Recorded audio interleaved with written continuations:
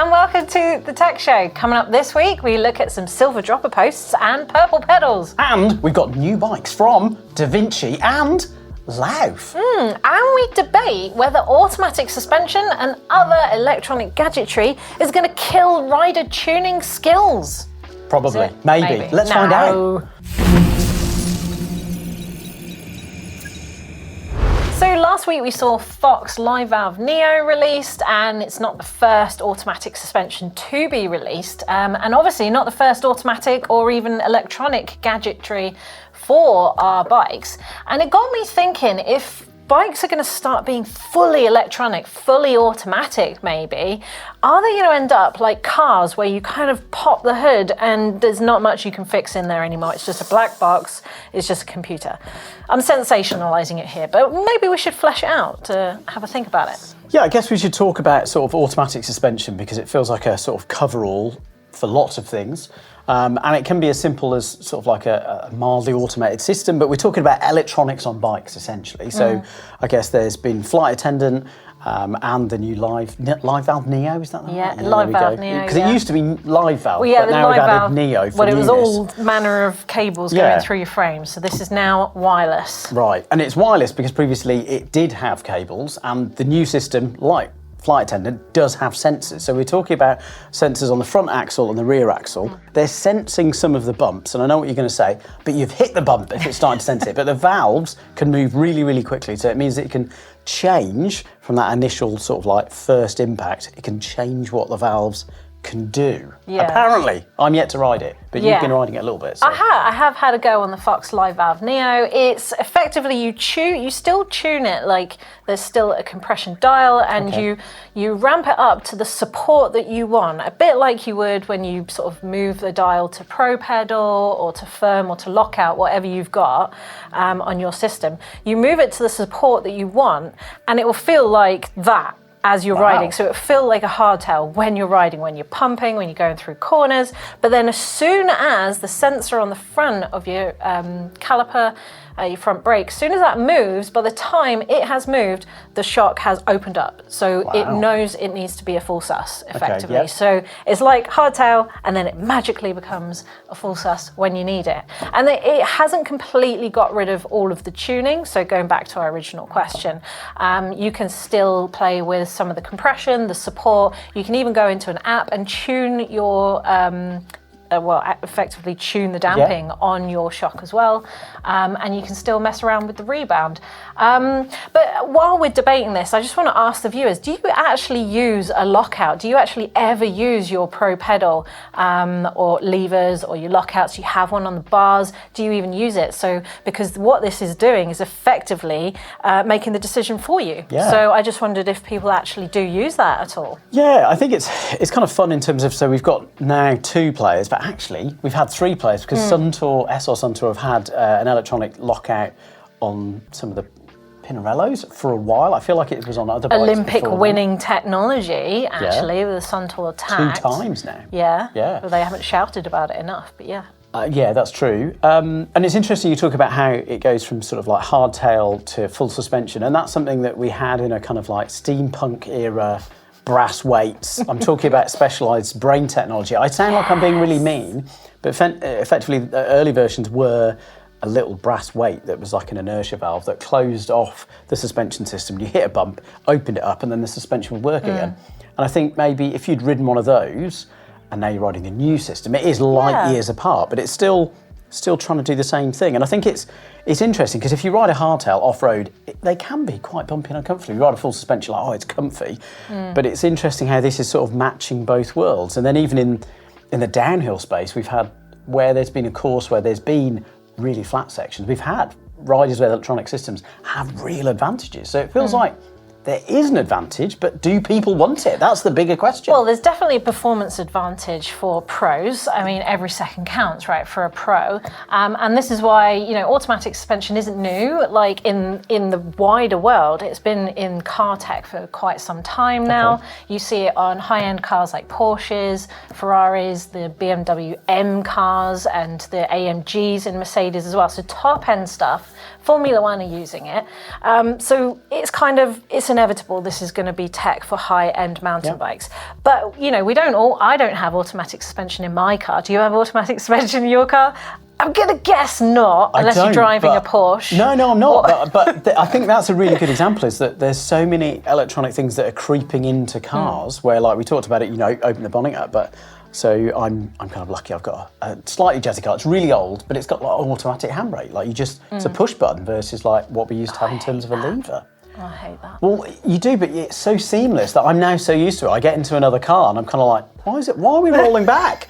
And I have to press the button. And I think it's interesting then, we kind of talked about it at the top in terms of, can it be this so seamless that we don't notice it and then we go back, or it stops working and then we don't notice? Yeah, well, I mean, I'm old enough that my first car was a classic Mini from the 80s. Wow, nice. So you could fix that with Meccano. Okay, So I feel like that's like basic mountain bikes from like 90s, 2000s. And now if everything's going to be electronic, in 10 years time, it's going to be like the car I'm driving now, which I pop the hood and I can put screen wash in it. That's about it. You see, but flip side of that is I think I'm getting really excited. So I don't ride motocross bikes. I'm not allowed to. Mum told me I'm not allowed to, and I've stuck by it. But what loads of motocross people are doing, they're doing like engine remaps, and they can do, and you get it on cars as well. I see where you're I going feel with what's this. really exciting about this electronic stuff is the fact that you can tune it on an app. And okay, that's probably a con for some people too, but the speed at which you'd be able to change and play with suspension, and hopefully, depending on how that user interface is, it might actually make the process easier. Okay, yeah, I mean, you can already do that with electronic gears, can't you? Yeah, you can change the shifters, and you can integrate other things like droppers, and now even with SRAM, the whole ecosystem, like the suspension, the power meters, the drop posts, the shifters, everything's talking to each other. So yeah, you can tune all of that. So guys, are we gonna lose skills like fixing a group set and tuning a derailleur and tuning your suspension, or are we just gonna get new skill sets in electronic tuning, like the guys with the cars? Let us know down in the comments below. Does this bother you? Do you think it's going that way? Are we going to lose the skills or get new ones? New brand, well, new to mountain biking brand. It is Icelandic brand Lauf, and they've got a new full suspension bike. It's called the Elja. I think I'm pronouncing it correctly. We'll rumble through all the headline facts. It's 120mm sort of XC trail bike. You can put a 130 fork on it. It's 29 only. It's full carbon. It's got sort of clever link on the shock, so opposed to having to use spherical bearings or anything like that to take some of the loads off, the rear swing arm flexes. The swing arm pivots on a bottom bracket, so it's really easy to replace because they thread in there, which is really nice. Wireless electronic rear shifting only, which is interesting. You can have cabled dropper. Modern geometry, 66-degree head angle. I guess the headline interesting fact is that also Plus Bike tyres are back, and you can fit a 29er by 2.8 or 3-inch tyre in it, which is amazing. They're not back, they're just still in Iceland, I reckon. I don't know, many people are going to be running that. But what I think is the most interesting thing is the 7-year warranty. Wow. And then 2-year warranty for the second owner. So if you buy it second hand, you still get a warranty on it. That's amazing. Yeah, looks are a little bit galvanising. I think the orange fans will love this one. Let us know in the comments if you like it. Simple. There we go. So Fox have released a new range of clothing, or a little bit of an update. This is it's their 50th year, their 50th anniversary, and they want to pay homage to more racing tech in their clothing. So they've got this raw tech range, which you get a jersey and you get the pants, and effectively it's got strategically placed ventilation for obviously added cooling when you're racing, and they've also got abrasion resistant panels as well, for durability and potential crash purposes. But expect stretchy cuffs, panels, lightweight material, and both men's and women's. You're looking at, for the long sleeve jersey, £109, or for the pants it would be £249. But this is premium clothing tech, so quite pricey. Yeah, that's steep. Interesting bike from Da Vinci. It is a new version of their Troy trail bike, so 4th generation. And it's alloy, and it's made in Canada, which I think is really interesting. So yeah, they've kind of like reshored with their manufacturing. 140mm of travel. It's got that sort of split pivot link, which they've got through Dave Weigel. Yeah, double row linkage bearings. Tire clearance up to 2.6. So really Not good bad. sizing, not plus though. Longer reaches and size-specific chainstay length. So that looks really good. Let us know in the comments if you like alloy bikes.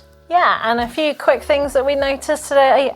Crank Brothers released some purple mallet DH pedals and the stamp pedals. Presumably this is to match Bernard Kerr's recent signature shoes, which were purple. PNW have got a loam dropper post, and you're kind of like, okay, we've seen dropper posts from lots of brands. This one though, silver, not just kind of like the bit that's in the frame, but actually the kind of the droppery bit that moves up and down. I think this looks awesome. Yeah, all I in actually silver. do really like it. Yeah, I it's mean, if good. you've got a titanium frame, you've got to put that on there, surely. Yeah, surely. and I think they do a 27.2 version as well. So if you've got like a skinny alloy frame, it could work. I think they look really good, like all silver components, quite retro vibe.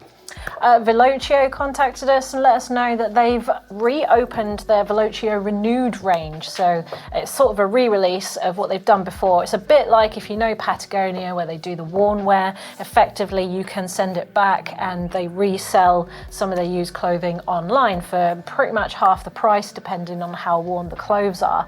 The collection will be revived, repurposed and reconditioned and sold. And it also means that if you want to buy new clothing, you can actually use your old clothing as a trade-in as well. Wow, that's really interesting. I mean, I feel like there's a whole tech show topic on that. That's very interesting. One-up components, similar thing, I guess, in terms of giving back. They've got a 1% give back program, which is, I guess, not unlike sort of 1% for the planet and other things. They've raised over $1 million. That's since 2013, and it's going to bike charities and mountain bike trail associations around the world. It's really interesting. I mean, what do you think about these companies that are sort of putting back into the industry? Is it good? Yeah, and then we've got a new product that was sent in to us from Quadlock. If you don't know what Quadlock is, it's effectively a phone case which connects to their sort of different gadgetry. But now they've got a handlebar mount and they've got a stem mount, which is aluminium. It's supposed to be much more rugged than their previous systems, which were just for generic bikes. And it's also coming with 3 months of free ride GPS. Which effectively allows you to navigate yourself on your phone. Nice. I never knew this. Designed in Australia. So if that's your bag, if you like people from down under. It was actually a Kickstarter. That Was it? Yeah, Wow. it did really well. Well, there you go. Yeah. Fair play. Well done.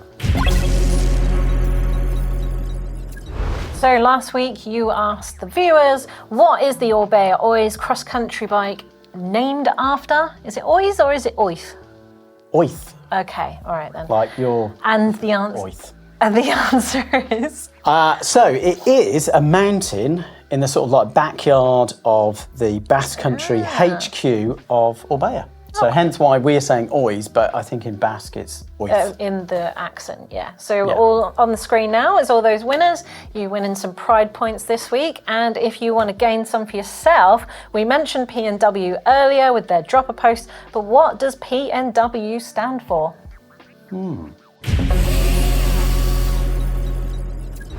Okay, I've got some top mods for you here and see exciting, your love these. reaction on this. So from Zeroed Fan, he basically, he wasn't able to buy his dream bike, which is a gearbox, belt drive, high pivot bike. So he went and made his own with parts of effectively a Zeroed Taniwa frame, I'm probably saying that badly, and the sort of Catipode chainstay. So 2 different separate parts from Zeroed frames, put it all together, and now he's got his very own sort of custom bike, effectively. Right. Cool. His dream bike, a 160 high pivot gearbox belt driven bike, and he's also got a custom paint job on it as well, which his brother did for you. That, I mean, that is delightful. That is like That a looks translucent smoke cherry red. Yeah. What are you saying? Yeah, it's great. I mean, from this angle, the BB looks high.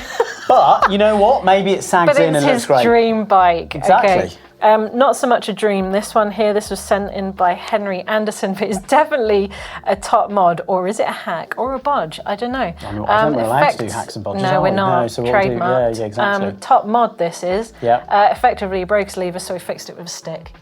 That's brilliant, and actually very ergonomic. Like not he's modified bad. it. No, it's good. Good ergonomics there. So well done. Three zip ties. Proof that you always need zip ties with you. Indeed, yeah. And last but not least, here from 50 PSI, apparently. I don't know if that's your actual real name, but a deed poll. But you have a Olsen Ram titanium hardtail. Now, this had to make it onto a top mod because it's mixed wheel. It's single speed, but you can actually flip the wheel so that he can get his climbing gears and his descending gears. So he's got very a good. 30-26 for up the hill and then a 34-22 for going down. So it's manual change. So it's a dingle speed. I love the fact that he said a super simple full enduro bike. I'm not sure I would find taking my bike wheel out the back and flipping it every time I get to a hill would be that simple. But in terms of stuff to go wrong. Yes, that is true. That is true of his upside down forks, and he's got a race number on there, so he's obviously been racing it. Fair play to you. No, I like that a lot. Yeah. If you want to send in your top mods, then the link is down in the description below. Okay, we've got comments from last week. So last week we talked about cross country, and is cross country all still about just lightness? Yes. Is it? No, it's not. Well, no, debate. Perfect. I did see there was a few comments where people were like, tech zones are rubbish. So I'm pleased it wasn't just me.